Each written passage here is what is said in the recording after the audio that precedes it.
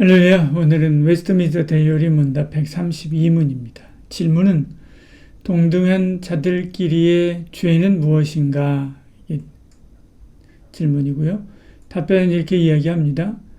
동등한 자들끼리의 죄는 명령받은 의무를 소홀히 하는 이외에 서로의 가치를 과소평가하고 은사를 질투하고 상대적으로 높아짐과 번영함을 기뻐하지 않고 다른 사람보다 높아지려고 횡포를 부리는 것 등이다. 이야기하지.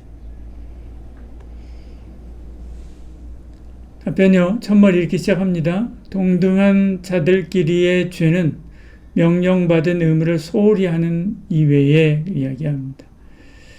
예수님은 말세가 되면 불법이 성하고 사랑이 식어진다. 그렇게 말씀했지요. 대신 무관심과 냉정함이 그 자리를 차지하게 됩니다. 그러면 이것을 죄라고 할 수 있을까? 이 성경은 그에 대한 하나님의 대답을 알 수 있습니다. 로마서 1장 28절부터 32절까지 말씀인데요. 28절에 이렇게 말씀합니다. 또한 그들이 하나님 두기를 싫어하며 하나님께서 그들을 그 상실한 마음대로 내버려 두사 합당하지 못한 일을 하게 하셨으니 이렇게 말씀하죠. 하나님께서 그들을 내버렸다는 거죠. 그래서 너희들 마음대로 해. 그렇게 내버려 둔 것입니다. 그 결과가 뭐냐? 합당하지 못한 일을 했다. 합당하지 못한 일이 무엇일까? 29절부터 그 합당하지 못한 일에 대한 설명들을 합니다. 곧 모든 불의, 추악, 탐욕, 악의가 가득한 자여, 시기, 살인, 분쟁, 사기, 악독이 가득한 자여, 수근수근하는 자여, 비방하는 자여, 하나님께서 미워하시는 자여, 능욕하는 자여, 교만하는 자여, 자랑하는 자여, 악을 도모하는 자여, 부모를 거역하는 자여, 우매한 자여, 배약하는 자여, 무정한 자여, 무자비한 자다. 31절이에요. 무정한 자, 그렇게 이야기합니다. 이 중에 이제 무정한 자라고 하는 말은요, 아스톨고스라고 하는 말입니다. 애정이 없는, 사랑이 없는 이런 뜻입니다. 이 한마디로 서로 사랑하라고 명령받은 사랑의 의무를 소홀히 하는 것이죠. 그들에게 임하는 하나님의 심판이 무엇일까? 사형입니다. 무섭죠. 32절에 이렇게 말씀합니다. 그들이 이 같은 일을 행하는 자는 사형에 해당한다고 하나님께서 정하심을 알고도 그렇게 말씀하죠. 서로 사랑하기를 소홀히 하는 것은 죄지요. 하나님께서 벌합니다. 또 사형에 처합니다. 이것이 곧 5계명을 어기는 것이기 때문에 그렇지요. 답변해요. 이어서 서로의 가치를 과소평가하고 그렇게 이야기합니다. 바울은 말세의 징조를 이야기할 때 서로 모함하는 것도 포함합니다. 디모데후서 3장 3절에요. 무정하며 원통할 풀지 아니하며 모함하며 절제하지 못하고 사나우며 선한 것을 좋아하지 아니하며 이렇게 말씀하죠. 하나님이 원하시는 것은 상호 비방이 아니라 상호 존중이지요. 서로를 과소평가하고 폄하하고 낮게 보는 것, 이것도 5계명을 어기는 거죠.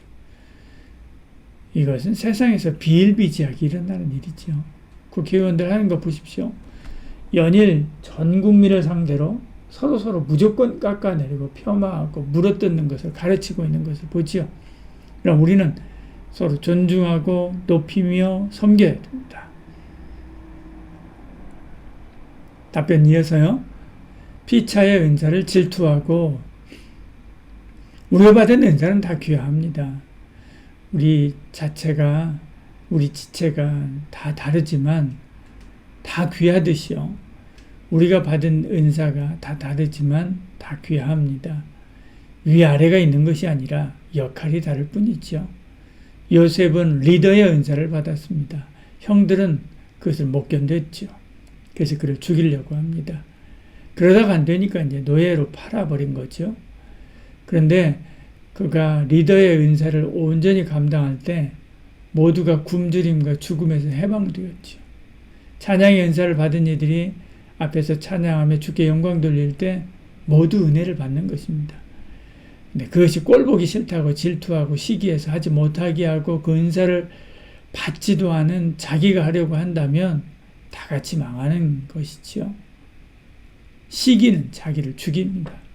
잠언 14장 30절 이렇게 말씀합니다. 시기는 뼈를 썩게 한다 이야기하죠. 사랑의 시기심은 질투죠. 질투는 사랑의 그림자요 어둠입니다. 그 질투가 모두를 파멸에 이르게 하잖아요. 그러나 그보다 더 무서운 질투가 있습니다. 영적인 시기심이죠. 질투입니다. 가인이 아벨을 죽인 이 최초의 살인은 바로 영적인 시기심에서 비롯되었죠. 사울이 다윗을 죽이려고 애쓴 것도 이 영적인 시기심에서 온 것입니다. 여러분, 시기하지 마십시오. 다만 하나님의 은혜를 구하십시오. 그때 모두가 삽니다. 답변 이어서요. 상대적으로 높아짐과 번영함을 기뻐하지 않고 이야기합니다. 친구가 상대적으로 높아지고 번영하고 잘 되는 것을 기뻐하지 않지요. 대신 내가 높아지고 번영하고 잘 되기를 바랍니다. 이것의 근본 마음은 내가 그의 위에 군림하려고 하는 그런 마음이 있죠. 미리암과 아론은요, 모세가 구스 여자를 취했다고 비방합니다. 하지만 그들이 이렇게 한 근본적인 원인은 시기심 때문에 그런 것이죠. 동생이 자기보다 높은 위치에 있는 것이 싫은 것입니다. 이 일로 미리암은 나병에 걸리죠. 고라 자손의 반역도 이런 시기심 때문에 그렇습니다. 똑같은 레위인인데 왜 제 형제들은 우리를 지배하느냐라고 반역한 것입니다. 이 일로 하나님의 심판을 받아서 생매장 당하지 않습니까? 이처럼 동료가 잘되고 높아지고 귀하게 쓰임받는 것을 못 받아들이고 공격하는 것, 또 역시 죄지요.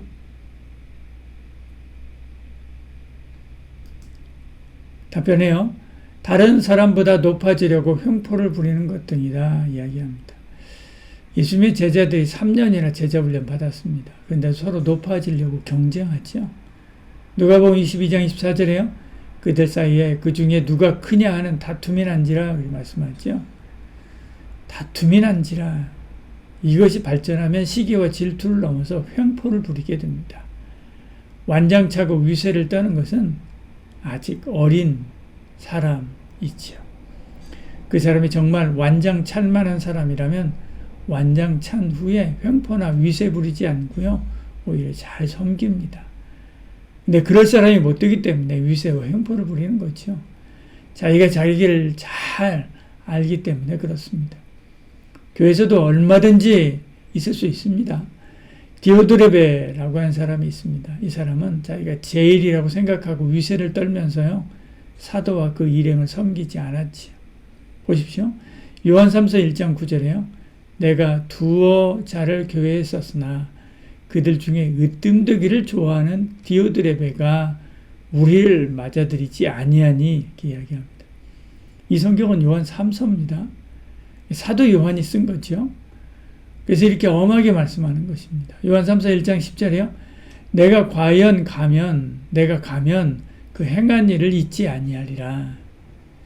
그가 악한 말로 우리를 비방하고도 오히려 부족하여 형제들을 받아들이지도 않고 받지도 않고 맞아들이지도 아니하니 이렇게 이야기하죠. 그리고 교회에서 사람들 내쫓는다 이렇게 이야기합니다. 이것은요 사사로운 생각이 아닙니다. 요한의 사사로운 개인적인 생각이 아닙니다. 그의 개인적인 감정이라면 성경에 기록되지 않았지요. 성경에 기록된 것은 이것이 하나님의 마음이고 주님 마음이고 성령님의 마음이기 때문에 그런 거죠. 여러분, 내 안에 디오드레베가 없는지 살펴야 됩니다. 내 안에 사랑의 우물이 말라버리지 않는지 돌아봐야 됩니다. 그리고 날마다 주의 사랑을 부어주시옵소서 기도해야 되죠. 기도하겠습니다. 사랑이 식어버린 세상을 한탄할 것이 아니라 사랑이 식어버린 내 마음을 한탄하며 늘 사랑의 깊은 마음을 달라고 기도하는 저희들 되게 하여 주시옵소서. 예수님 이름으로 기도드리옵나이다. 아멘.